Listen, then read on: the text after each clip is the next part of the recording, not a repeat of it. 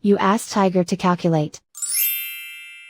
This deals with linear inequalities with one unknown. The final result is w smaller than -6. Let's solve it step by step. Isolate the w. Divide both sides by -2.25. Whenever you multiply or divide by a negative, reverse the inequality sign.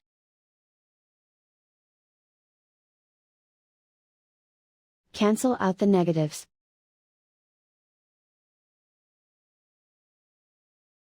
Simplify the arithmetic.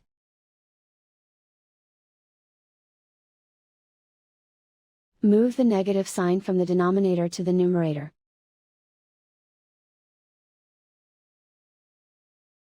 Simplify the arithmetic.